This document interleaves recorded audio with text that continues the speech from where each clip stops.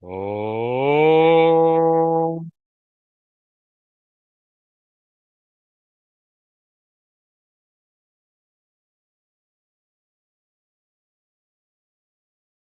Om.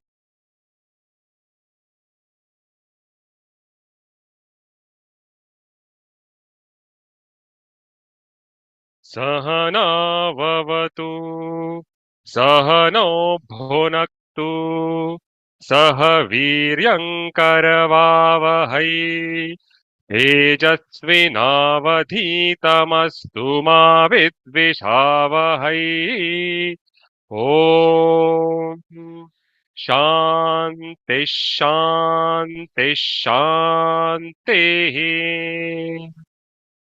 Let us all be together. Let us all be nourished together. Let us all work together with great vigor. May our studies illumine our intellects. May we not contradict or hate each other. Om, peace, peace, peace.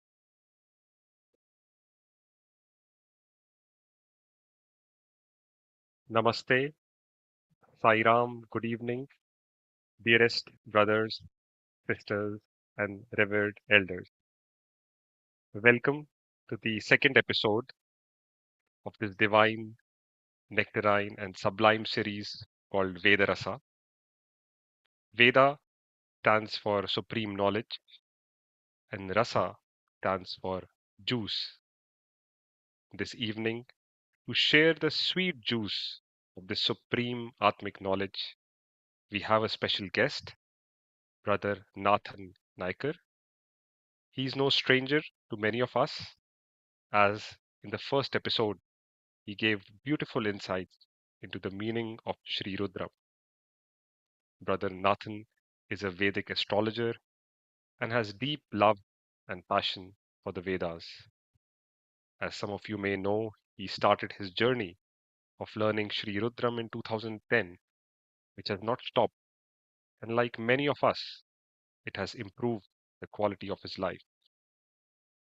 In the last episode, he beautifully explained how Namakam in Sri Rudram puts stress on detachment aspect by repeating the word Namaha, which also means not mine.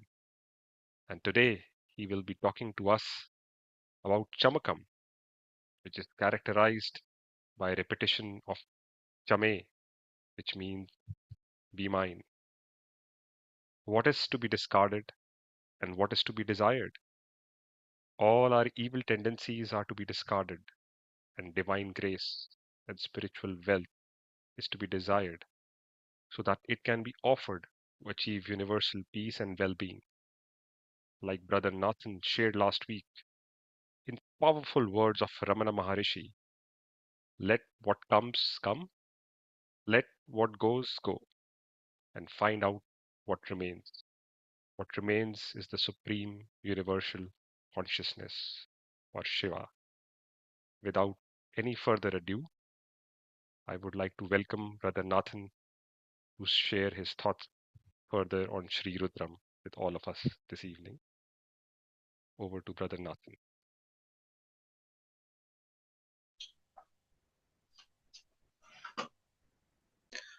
Thank you, Brother Samarth, for those really kind and also enlightening words.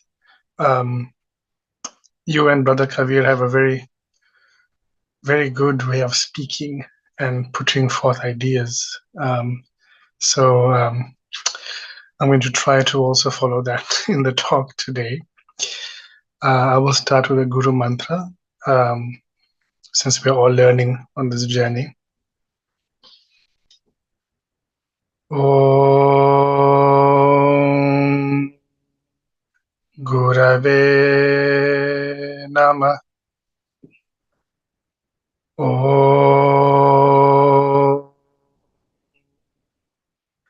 Gurave Namah. Om Gurave Namah. Om Gurave Namah. Om Gurave Namah. Vrishabham Charshaninam Vishwarupam Adabhyam Brihaspatim Varenyam.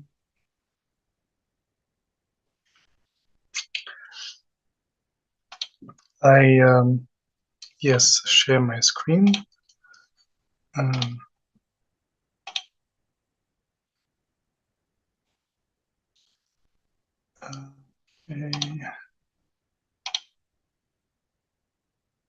Full screen. Just let me know, Brother Samarth, if the screen is up and my voice is loud enough. Yes, brother, we can see the screen and listen to you as well clearly. Okay. So going into Sri Rudram again, I did not anticipate this talk would be happening so soon. But it's always such a delight, as soon as Brother Kavi just said, can you do another talk? I was like, yeah, before I could even think about it. Because there's a lot to share. And two, I'm just very inspired by the enthusiasm of this movement as well. So, yes, this is also something we talked about in the first talk, which was the three Kandas of the Vedas, the Karma Kanda, the Upasana Kanda, and the Jnana Kanda. And basically, it's head, heart, hand, heart, and head in that order. And the union of all of this, because Veda means that which is fit to be known. And the question we had initially was, okay, we have this thing now that is fit to be known. What do we do with it? How do we do it? How do we experience Veda? Because Veda is something that cannot be really experienced directly. How is it to be approached in order to connect with? And there were three paths identified: to do things, to direct all the energy of oneself, the manana, the entire being, and then to also contemplate what that is. So a combination of all of them is Veda. In application of Rudram, I would say the same thing, last talk I said that Rudram is one of the chants that applies in all three cases. It's actually called Rudra Upanishad. Okay, it's one of the 108 Upanishads that we have. It's also a text or chant in the Yajur Veda, the portion in which the Rudram comes in is preceded by sections of instructions on doing homas and sacrifices and things like that. So that is satisfying karma kanda, pujas, homas, etc. Upasana kanda, which is the middle, upasana kanda means the total direction of oneself into that objective, a worthy objective. And Veda is a worthy objective for us. If you now take Rudram, and I say this in terms of how we recite Rudram, in each of these ways, Rudram can be recited. There is a karma kanda way of reciting Rudra, which is what we are all learning, right? With the chandas and the up and the down and the pitch and intonation and all of that. Okay. And by that, our prana shakti is becoming regulated. For those of you who are practicing and who are practicing, like me, the chanting that is being done by Vedas for all, you'll quickly find out that your prana or your breath is very important. And that is why a lot of emphasis is placed in the beginning of choosing the right sabjam, the right sa, the right pitch to start, to say Om, Pranava, to set that, because it helps you in regulating the prana or the breath while you are learning the chanting. So all of that has to do with the karma kanda and those rules of chanting, when to go up, when to go down, joining of the words, etc. Okay? In Upasana Kanda way of chanting, you don't have any of that. In Upasana Kanda, yes, you have that learning from the Karma Kanda of how to chant, but you can chant it slowly. You can chant it while you're walking. You can chant it while you're cooking. You can chant it while you're driving. Okay, if you're keeping your attention on the road. But the point with Upasana Kanda is that if you do it slowly, it must be as if each mantra is like that arrow of Rudra that is directing the entirety of your being with that sound. And it is very helpful to keep the pitch and intonation that you learned in the Karma Kanda and bring that into the Upasana mode of recitation. Have you ever chanted Rudram exquisitely slowly? Have you tried that? It's a very different experience. It's an extremely moving experience. So I would suggest that you try that. Those of you who are learning the chanting and have learning Rudram, who have done the Ati Rudram, you have learned to chant fast. You have learned to chant to time, which is important in creating the vibrations in the external atmosphere to which the body also resonates. But that same chandas can be done slowly in the inner experience of Rudram. So that's just something to say about that. The Jnana Kanda way of recitation is facilitated by revolving a mantra again and again. This is where the different forms of recitation come into the picture, like Ganapata and all of that. Different formulaic ways of chanting Rudram, chanting anything actually, because you are revolving it in the mind. And while you're revolving it in the mind, you're thinking about the aim. See, just reciting one mantra doesn't take much time enough to contemplate it, which is what Jnana Kanda starts with. But if you have a certain formulaic way of chanting it, now you're saying the same one mantra, but maybe 5 times longer in time. And so if you get used to that, the mind can contemplate and revolve around the ideas of the mantra. But you can also read it, Jnana Kanda, you can also read it and contemplate its meaning. So what I'm trying to do in these, I suppose, these talks is to bring out some of the upasana, to give you some material on which to stand for the upasana, some stories about Rudram, because listening to the glories of the Lord is the first step in Bhakti Yoga, right? Shravana, Kirtana, all of that, right? Shravana means we have to learn, hear the glories of the Lord. So it's important to hear that and think about it, what it means, not just listen to it as entertainment, although some of the stories are also very entertaining, um, but then to consider and think about it. Okay? So really try the Upasana, try slow chanting of Rudram in your intimate moments. You'll really feel it. Actually, it will make your karma kanda chanting very easy, strangely enough. Okay. Oh, and also if you're practicing pranayama every day and regularly, it'll be easier with the breath control that is required for the karma kanda, the normal, the chanting that we do. Okay. But Rudram by itself will regulate the pranas, the marutas, the vayu, okay, in the system and also in the mind. Okay. So we're starting with the story again. I think people like stories, but it's also a very, again, because Veda itself directly is not easy to touch. So a lot of the Puranas have all these stories which are bringing out the Vedas, but in a way we can understand. So I'll just go through these slides. I've written down the story so you can also refer to it later. It's from Srimad Bhagavatam. Now we're going to learn about Rudra from Srimad Bhagavatam, which is a Vaishnavite Purana. It's about Narayana, Vishnu. Okay?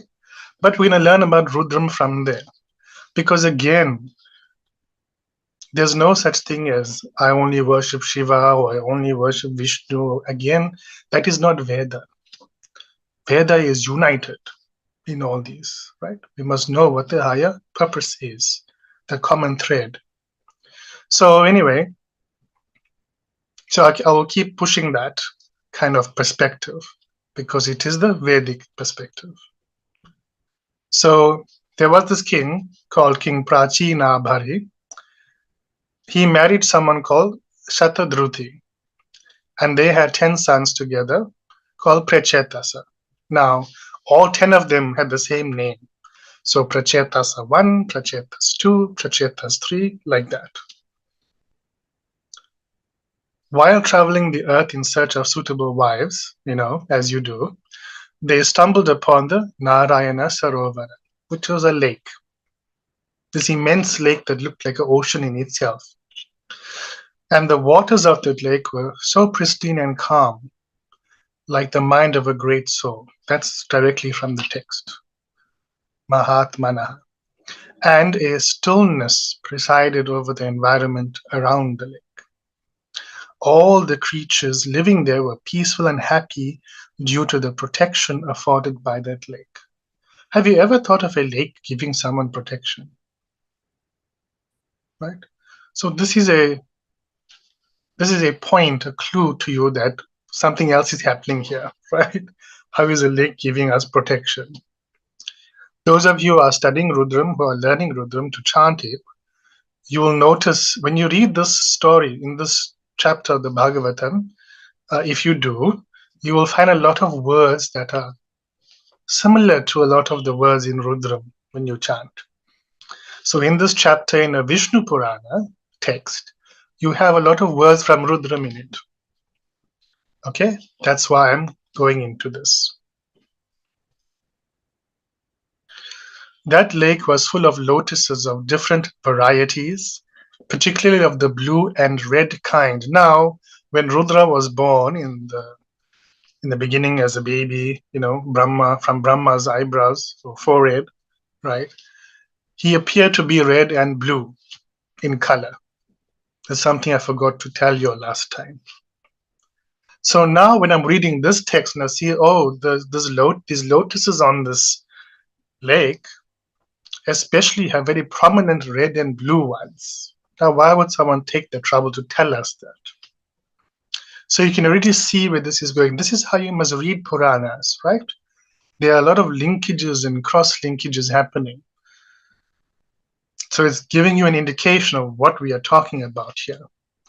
And they all bloomed at different parts of the day and night, and some only in the evening. So the understanding from here is, okay, something about the evening is being emphasized here. What is happening at evening, at the sunset time? In nature, what is happening? All the animals are going home to find safety and security and protection. Why? Because there are dangers of the night that are coming out. The predators are now coming out to hunt. If you and I were living in the Middle Ages, we'd be doing the same thing, most of us, unless you are doing the hunting, right? So there's a sense of the light is going down, right? The ending of a time. That's the concept that is being invoked here. So there's awareness of darkness that is coming. There's awareness of impending danger and threats that are coming, and we are looking for security. Swans, cranes, and all manner of aquatic birds spotted by that lake. Those mean forms of mantras and things like that. All the trees on the banks of the lake were happy due to the sweet humming of bumblebees, as saffron from their flowers were joyfully thrown into the air. Those of you who are studying Devi Mahatmya, who read Durga Saptashati during Navaratri, will know about a form of the Divine Mother called Brahmari, the bee, the bumblebee, right? In the Kalika Purana, that original goddess energy in the void, in the darkness, that Kali, the hum of that is described as a bumblebee. So there's something here about the connection to the earth. The trees are the ones that are connected to the earth, and they are reflecting, they are projecting that energy of Kali. Remember, I told you in the last lecture, in the Vishuddhi Chakra, Rudra and Kali are sitting together. So they are connected. Kali is the one who's the light in the darkness, the original dark earth mother, like the soil that is black. And in the depictions of Kali, she is shown as emaciated and all of that, because that's who we are without her. Okay? So anyway, the Pracetasa brothers all became amazed at the sound of drums and other vibrations, as well as musical sounds that were filling that atmosphere. But hey, in the previous slide, you told us the stillness that was surrounding this place. But now you're telling us there's drums and musical sounds and all sorts of cacophony happening. So obviously, this is an internal experience that these brothers are having. And when you study Kundalini, there are sounds that are experienced at each chakra. Kettle drums, sound of a veena, mridangam. These are all sounds in Kundalini that are described as experiences as you enter into and out of the chakras. I don't have that experience, disclaimer, okay, but it's what I've read. So maybe that's a reference to this, to that over here, that they're having some kind of activation that is happening for them. Obviously, they were that fit enough to, just by being in the proximity of such a place, all these things are happening. This is also a very interesting point to mention about Karma Kanda and Upasana Kanda, and how the unity brings about Veda. The Karma Kanda are done by temples and places of big pujas, especially, to consecrate the space, the atmosphere, to provide that so-called lake where you, who have become ready and fit and become receptive by your own practices, go there and some magic can happen. Because when you at the right space and in the right space at the right time bring the right receptivity, that is a recipe for a lot of progress to happen quickly. Okay, so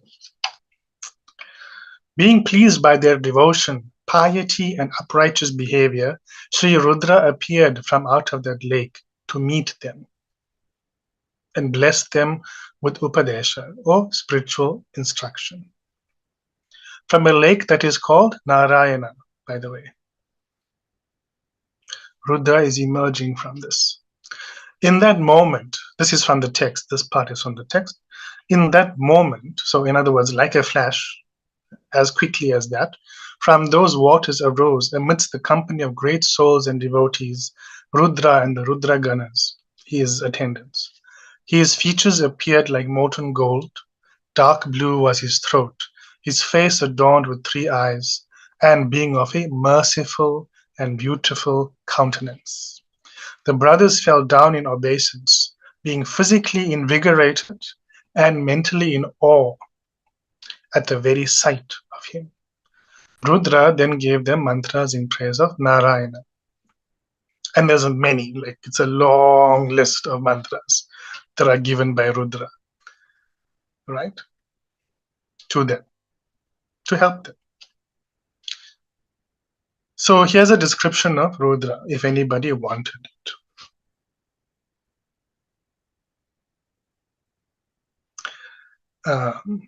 Okay. Now, this is one of the praises of Narayana that Rudra has given them. This is from verse 43 in that chapter.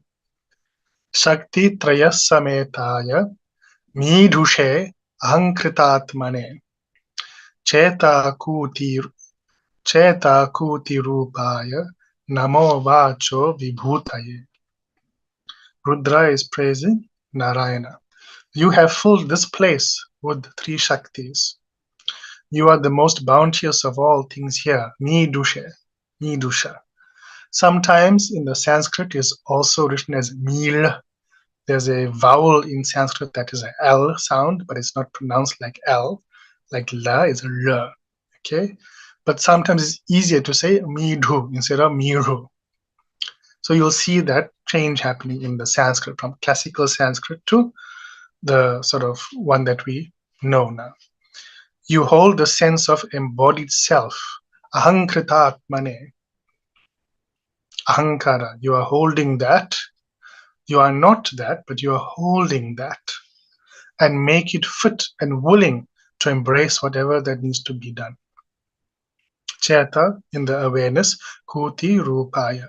Akuti is to be willing and able to do things. My obeisance to you, Namo, the very sound here, Vacho. And Vacha also means speech. Okay? So, full of divine opulence and divine expression, that sound. So, these brothers who were there didn't know what the sound was they were all hearing. Rudra now came and told, okay, this is what the sound is, right? It is none other than this Vishnu. Okay. Again, I want to emphasize the aim of Rudra is Vishnu. And I guess some people were confused by that because you're used to thinking of Shiva and Vishnu as separate things. If we say Vishnu is space, in our awareness, Vishnu is space. And in our awareness, Shiva is time. Can they really be different? Can you really have experience without them together? If we define them like as an aspect of them, Vishnu is called Vishnu because he's residing everywhere. Shiva is master of time, right? So they go together. All right.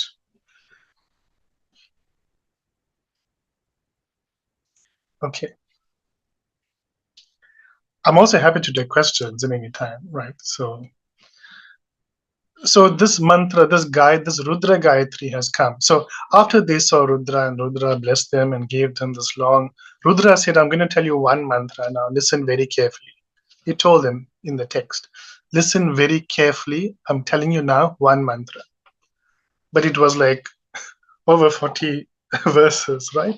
For Rudra, that is one mantra. For you and me, that is 40 mantras. Okay?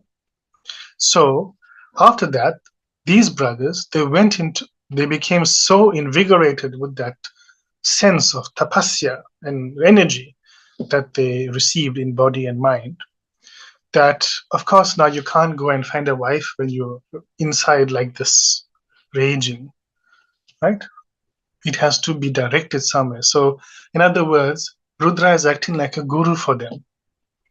When the guru says, I'm now giving you instruction, I'm giving you diksha, I'm giving you a message, you must act on it then and there, because the space and time is the guru has chosen it to be conducive and has opened that for you. And if you miss that, then you miss it. So that willingness to follow the words of the guru, these brothers had. And in that moment, as soon as that happened, they all went into it is said in the text, they all went into the ocean and they did Rudra Stuti for 10,000 years. Okay? Then they came back and were able to lead normal lives. Okay? What can we take from this? If we go back to the beginning, this king is called Prachina Bharhi.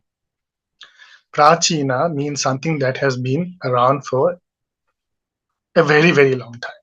Okay? Prachina. You'll see that's a word also in the Rudram somewhere, right? Barhi is what Barhi means fully expressive, always expressive. Even if nobody asks, you are saying something. That is Barhi, right? Barhi in Sanskrit also therefore means peacock, because they're the most showy of all the birds, right? Even if nobody asks, you're showing me your feathers, right? Barhi. Prachina Barhi. So that which is ancient from a very long time, it is naturally expressing itself, showing itself, right? That is like the embodied soul, who from a very ancient time is always worried about expressing itself. His whole movement is about expressing itself. There are 4 definitions of the word Atma.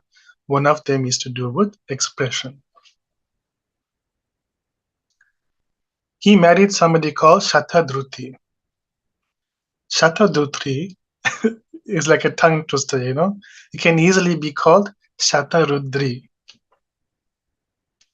Shatarudriya, which is the Rudra. So when this jiva becomes attached to the Rudra, Shatarudri, they give birth to 10 sons called Pracetasa. Pracetas means enlightened awareness. In the chitta, that chetasa, the content of the chitta, the content of the awareness, the chetasa is pracetasa. It is very high, it is upward driven, it is inspired. Pracetasa. And there are 10 of them, which is for the 10 jnana indriyas, the senses that give you knowledge. I mean, the 5 senses of knowledge and the 5 senses that give you, that are about action, the karma indriyas. All of them are 10 together, 5 plus 5. So, by marrying the jiva with Shatarudriya, all these faculties are becoming enlivened and enlightened, and their perceptions, their perceptive capability, the content in the awareness that they are giving you is becoming heightened. Pracetasa. Then living in such a way, you then just go to anywhere where Narayana is. And Rudra will be there. So where is Narayana? In the heart. Vishnu is in the heart. Anahata is this chakra. It is not heart chakra, it is chest chakra. There's a separate chakra for the heart specifically, right? In the anahata means no tension, no fight. There's no enemies. Once the Rudram has prepared you to become a Pracetasa, then you go and talk to Vishnu. Because then you realize this challenge, this trouble, that trouble. It's okay, I'm strong enough with Rudra. Not a problem. There's no enemies anymore. The enemy is myself. And then you come to Vishnu. Like how Brahma had to come to Vishnu to find out what is really going on. And then you have Upadesha of Rudra, and you can deepen your practice. So again, I'm using the story to illustrate that the aim of Rudra is Vishnu. Okay. And that those are very complementary things. To sustain your practice, you need that Vishnu. For anything, to sustain doing anything, forget about spiritual practices. In your work, in your marriage, in any relationship, in any piece of work, to sustain that interest, to just sustain that prana. The togetherness between people is what? It is pranas joining, coming together. Okay. To have a sustainable relationship, you must be in the same space, right? And also at the same time. You don't have to be physically in the same space, right? But the idea is you must be on the same page, in step. Vishnu is all about the steps, right? Okay. So now there's a Rudra Gayatri that you'll see very familiar words in here. It's related to the story from the Srimad Bhagavata. Rudra, Pracetasa. We are familiar with this word now, right?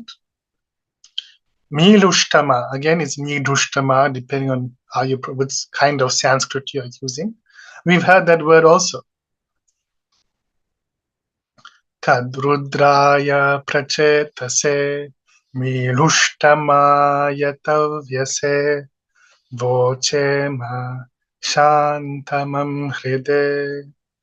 Kadrudraya prachetase, Milushtama tavyase, Vochema shantamam hride. Kadrudraya prachetase, Milhushtama tavyase, Vochema shantamam hride. We invoke that Rudra who enlightens perception and blesses abundantly and strongly. Instill in us that which brings abiding peace in the heart. It's a request.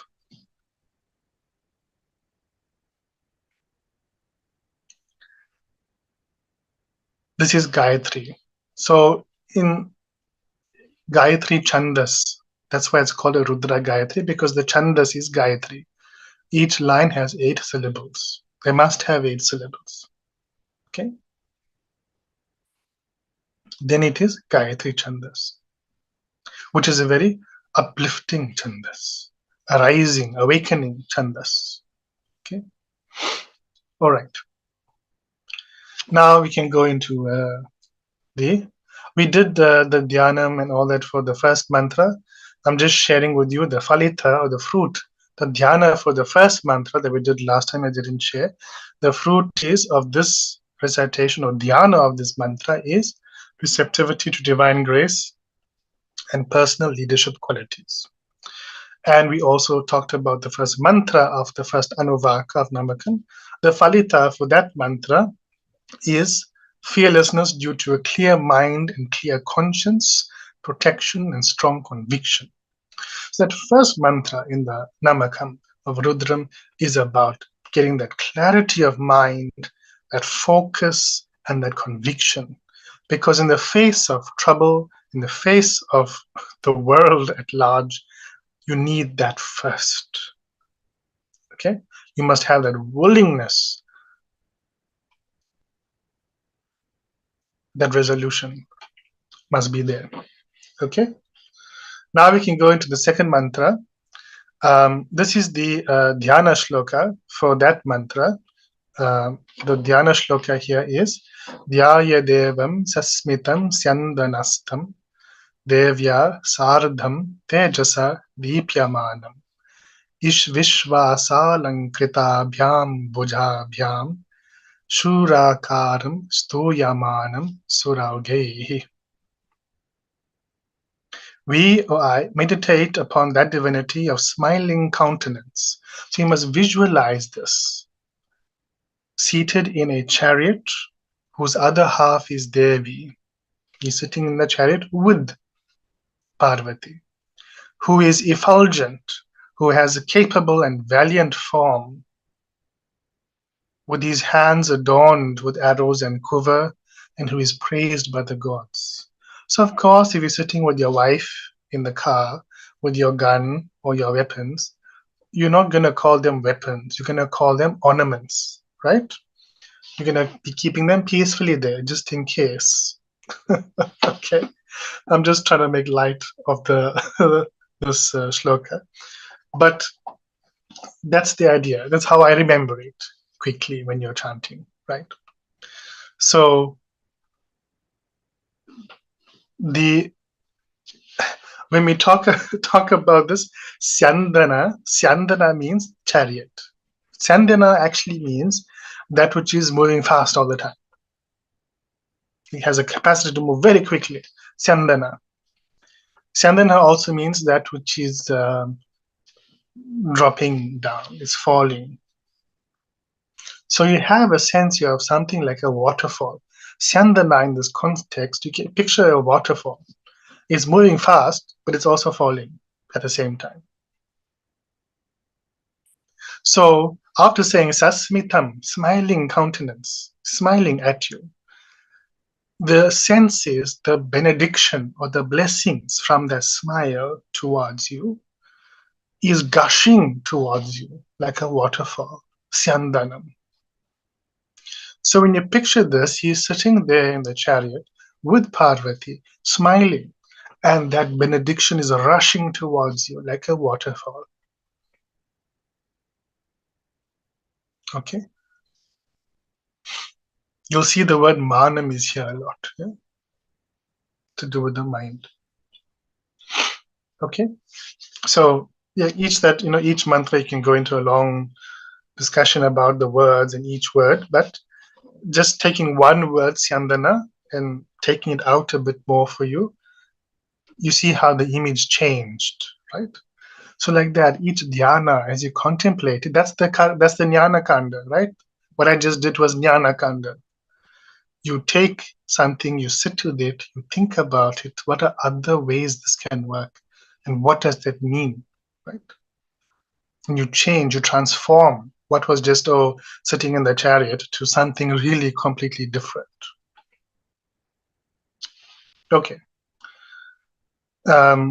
Chariot is also a metaphor for the heart. Who is sitting in the chariot, right? The soul is sitting in the chariot of the body. Okay. The falita of fruit for this dhyanam is warding of famine and drought and the resulting economic ruin from those things. Now, the second mantra. So again, let me say the Upasana Kanda, right? If I go back to the first mantra and you do it in Upasana Kanda, I'll just chant it a bit slowly. Namaste Rudramanyava Utota Ishave Namaha. Namaste Astu Dhanvane Bahubhyam Utate Namaha. Upasana Kanda. Worship. You're directing all of your energies in that direction, right? You don't rush it. You do it considerately, right? Like you're walking on petals, You don't just ram your way through it. Each mantra is an offering. Like this, the second mantra, Ya ta isho shivatama shivam bhabuvate danuhu Shiva Sharavyaya Tavataya no Rudramridaya. Your arrow has become quiet. Shiva also means quiet. Shiva means auspicious. Shiva itself is a big word, right? So all those meanings can be put in here. And so also has the bow and quiver become quiet. Oh, Shivam. With these being quiet, oh Rudra, you make us happy. This is a mantra for happiness. Very simply. But Mridaya, right, is sort of delight, not just happiness. Now, in the sound, you pay attention in Rudram because there are so many ups and downs in the pitch. Wherever the pitch is not changing, you must be very aware of what that is. Draw your focus there because the sound is bringing a little bit of a lake, still lake in the Rudram for your mind to dwell on. So in the first mantra, in the sound, Namaste, Namaste Rudra Manyava Uto, from Manyava, the pitch and up and down started. What is constant in this mantra is Namaste Rudra in the very beginning. That is the focus. Your mind must be still there. Namaste Rudra Manyava Uto, then the drama starts, right? But that Namaste Rudra that is the heart, that is the soul in the Upasana Kanda of this recitation, of the recitation. Similarly, in the second mantra, what is still over here? Where is the lake in this mantra? It is No Rudra Mridaya. Ya Taisho Shivatama Shivam Bhabuvate Danuhu. All up and down, right? Shiva Sharavyaya Tavataya no Rudra Mridaya. That no Rudra Mridaya. That Rudra Mridaya especially is the stillness. So that's what you must focus. See, the sound is helping you to focus the mind. That is why we chant it with the ups and downs, to emphasize where there's no ups and downs, because that means something very important for that mantra. Okay? So you're not just learning the sounds for the sake of, oh, this is how we chant it. No, it is to assist in the whole drive of Veda, to move you in that direction. Okay, if you didn't know, that's why the chant has ups and downs. Okay, so the falita for this second mantra is trust, which then gives happiness and peace. Trust. This mantra is, we say for happiness, but is actually for trust. Real faith, real devotion, real bhakti. Even when I don't have things, even when I'm not getting what I want, even when I'm not getting things, even when I can't hold on to things, even when things are falling apart.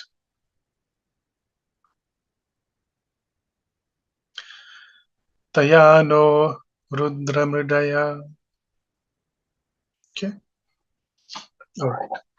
So there's another way you can look at this. There are three things that were mentioned here. The arrow is quiet, the bow is quiet, and the quiver is quiet. Now, why all three? Right? They must mean something, right? Each one has a purpose. So one way you can look at it is from a karma point of view, in terms of how karma is accumulated. We can talk about the quiver. Okay, this is a very involved diagram, but it was a quick way for me to illustrate the point. Okay, you have sanchita karma, which is the storehouse, right, of all the karma of all the lifetimes you've got. In one lifetime, from that is extracted, from garbha, which is conception, and janma, what we call prarabdha karma. Janma is birth. You are born, you are conceived, you are born into prarabdha karma, which is the karma the bundle of thing you have to carry for this life, whatever that is. From that, you do activities. Some of those activities, kriya mana karma, create new karma that has an impact in this life itself. Kriya mana karma 1. Some other activities that you do create new karma, kriya mana karma 2, that will have impact later, not in this life. And punya is death, right? When you die, it all goes back. Okay? It all goes back. This here, sadhana. Sadhana, as you know, is your spiritual practice. That is where sadhana matters, because you can't change sanchita. You can't change prarabdha, at least from a jiva point of view. Unless you're enlightened, all of this is burnt, right? But for most of us, prarabdha is what we're born with, destiny, right? It is what it is. My nose is this shape. I can change it, but will it change the karma that goes with it? I don't know, right? So prarabdha karma, when you will marry, who you will marry, all those kind of things, right? But sadhana is where you have the most free will to create a better tomorrow, to improve your chances next time, and improve your chances even going forward from tomorrow. Because both kriya mana can affect tomorrow and also next life. So sadhana is the prescription here for all karma. All karma that you do, that is creating kriya mana karma, should be good for you, should be sadhana, should be creating fortune for you in the future. Okay, and the best sadhana is what you give to God, as Krishna says in the Gita. Anyway, so having understood that, sanchita is like the arrows that are resting. The arrows are not flying anywhere; they are resting. That is like the arrows in the quiver. Sanchita karma can be equated to the quiver of arrows. Okay? Prarabdha karma is now I'm going to take one arrow and I need something to hold, to put it in tension, to make it now active. That is the bow. That is prarabdha karma. It is the instrumental cause. And then that arrow that you've selected now to go flying with the force of desire and the mind, that is the arrow. That is the kriya mana karma. So we are saying to Rudra, in the first mantra of Rudram, we are saying, please put these weapons, let these weapons just be. We are saying, what are the weapons? My own karmas. My own karmas are weapons for me, against me. I know that. In terms of they are standing in my way of enlightenment from a Advaita, from a sannyasi point of view, but even from a regular human being point of view, hey, we all got things here. We all got our own cross to bear, so to speak. These are the weapons. They are not Rudra's weapons. Just like for Brahma, Rudra showed Brahma his own state of anger when he was born. See, Brahma made him in that distressed state. Rudra showed him and said to him, the solution is, I don't have a name. Bye. Okay, Nama. So in a similar way, we are saying to Rudra in the first mantra, these weapons that are my own karmas that have been weaponized against me, let them just be. Give me a break. First mantra, so that I can strengthen me to have conviction to take what I've got, what is my lot in life, that conviction, that first mantra, that focus. In the second mantra, we are saying, oh, all of these have now become quiet. They have become Shivam. They have become still. That means I'm no longer being agitated by my own karmas because I'm strong now. I have conviction. I'm no more agitated by them, which means they're no longer weapons. Right? So that is one way of looking at that. And then the soul is aware of all the karmas. So, and the body is the field, the kshetra, the field where the prarabdha is playing out. Or bodies, you can interpret bodies in different ways. And the mind is what is directing you to new karmas. So it can also mean quiver, bow, arrow in the sense of soul, body, and mind. These have all become quiet now. And therefore I'm happy, right? Therefore I'm happy. That's what the mantra says. Bridaya, delight. Okay. All right. Then going to Chamakam quickly. Time. Um, so these are food for thought. These questions we can maybe discuss later. Who or what is cha and who or what is ma? In the first talk I said chama is add me, be mine, etc. Right? Additive. But there's other ways of looking at chama. Who is cha and who is ma? And what are they doing in Chamakam? Why are Agni and Vishnu invoked in the introductory prayer of Chamakam? Om Agna Vishnu Sajo Sasema Vardantu Vangiraha. Why are Agni and Vishnu invoked? This is about Rudra, yeah? I thought this was about Shiva. Now you know why Vishnu is there. I don't have to explain that to you, I hope.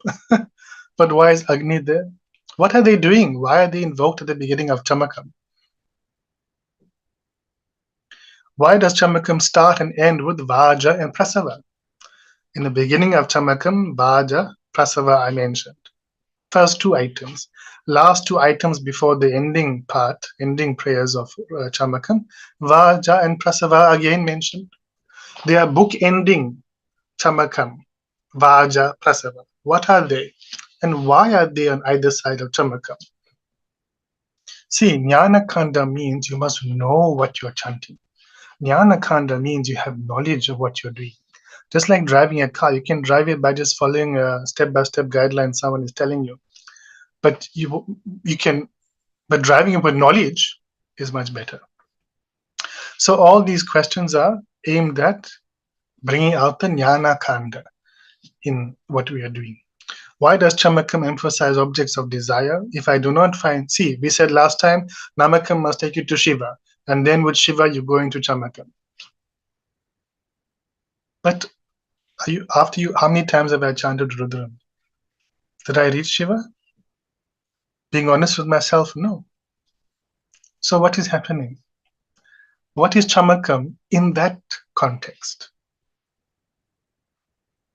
The aim is to get to Shiva from Namakam. For sure, we must keep that aspiration. But until we get to that point, what is the point of Chamakam then? Right? These are questions we can think about and look at some other time. So I just wanted to go through the order of Chamakam and tell you what roughly each Chamakam is about. So you can think about them when you're chanting broadly. This is what Chamakam 1 is, Chamakam 2, etc.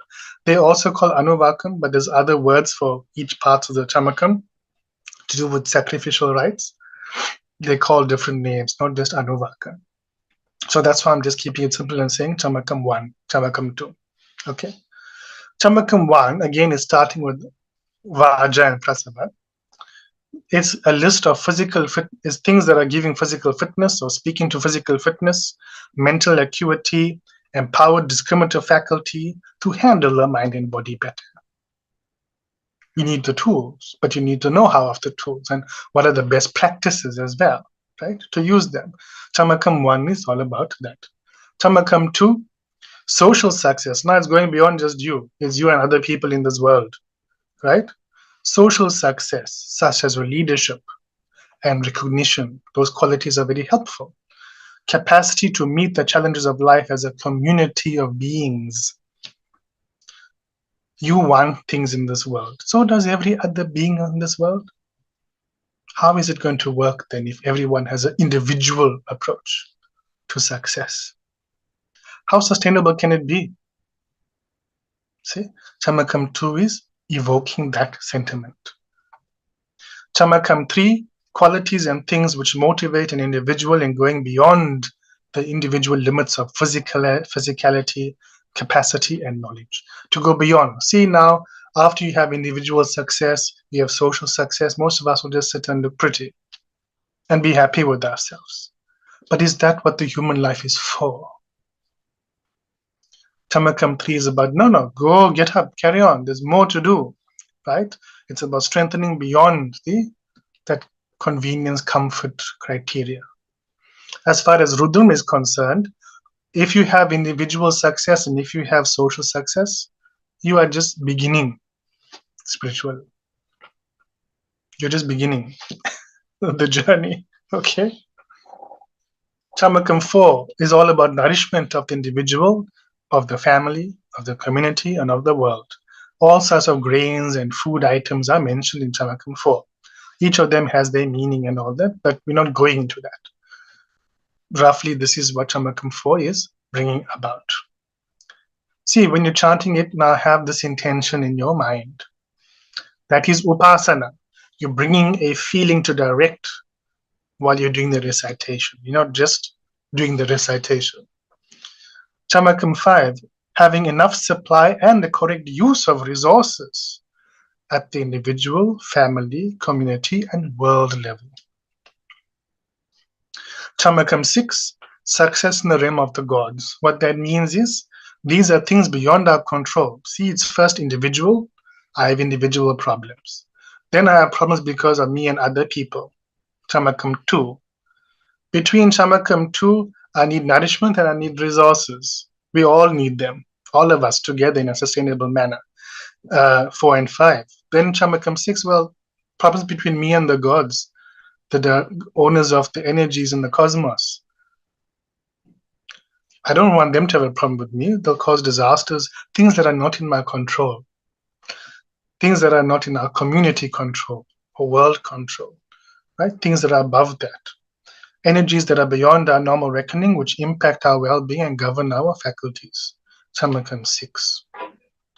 Then Chamakam 7, now we're talking about really things now beyond, right? Larger concepts and topics, okay? So you'll see the categories now become more specific to rituals. Various vessels used in something called Soma Yajna, which is a big topic in itself. Symbolically, everything is a union of Purusha and Prakriti, so masculine and feminine coming together. This has nothing to do with gender, by the way. It is the energy, the principle. Masculine and feminine coming together. That is all life around us. Even your mind is a conversation between Shiva and Shakti. Actually, between Shakti and Shiva. Your mind has a question in Parvati's mind. In Parvati, asks Shiva a question. Yeah, somebody's mind is born.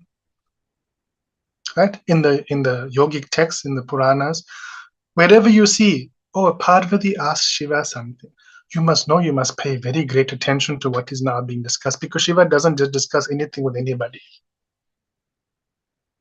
The rishis try, after so many years of penance, to get some access to that Parameshti Guru, to come out of his meditation and say something. So they all go to Parvati, right? Like little children, the father's not listening, we go to the mother. She said, okay, don't worry, I will go and ask him. She knows how to ask him and get a response, right? So the rishis are like that. So whenever you read Puranas on that, whenever you see Parvati is asking Shiva something, that's something that's not normally available. There's knowledge in there that's not normal. Okay, so that's something really to chew on.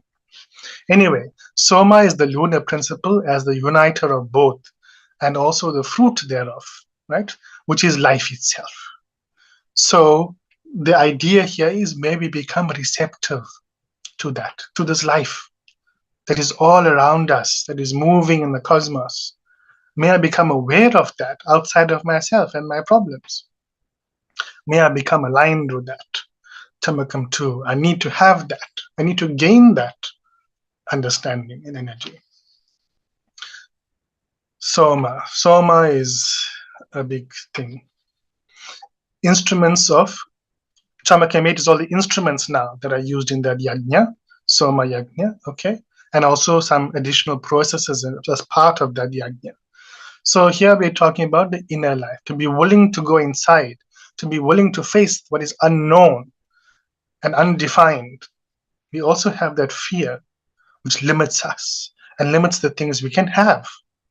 We need to overcome that. We need the strength to overcome that as well. Chamakam 9, the Vedas, their deities, their mantras are given. May I recommit ourselves to upholding Dharma. In a nutshell, I'm just rushing because of time.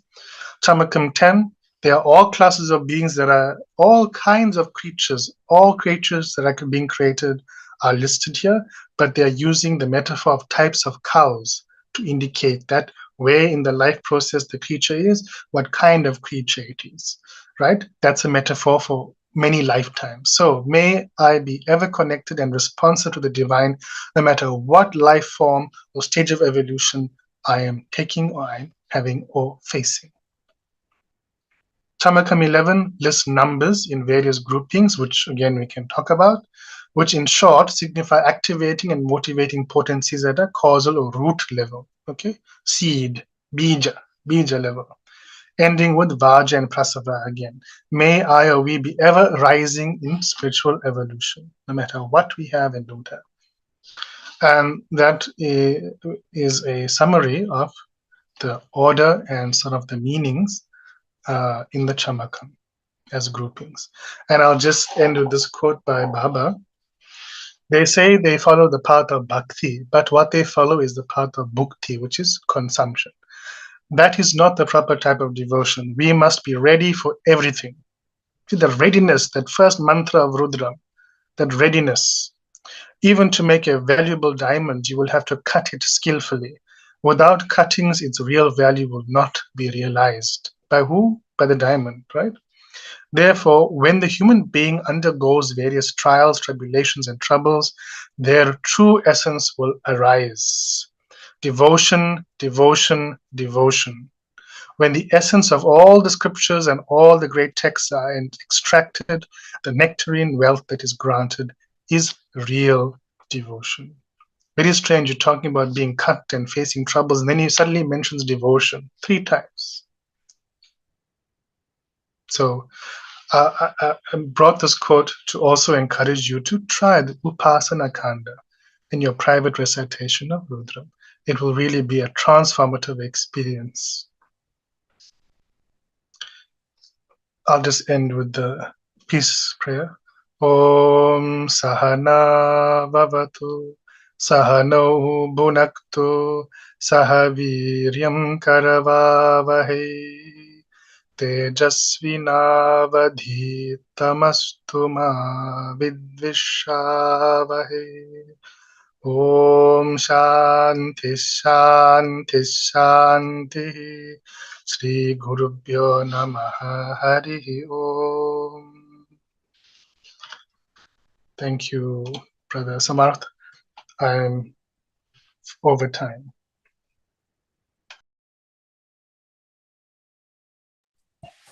Sairam, brother. Wow, you've left us in a state of stillness and speechlessness. Thank you so much. And timelessness.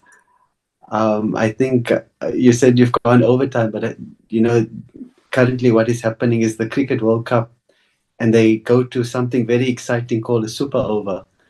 And truly, this has been a super satsang. The way you've brought together the tapestry, beauty, intricacy of the Vedic poetry. It has truly been a Rudra Upanishad tonight.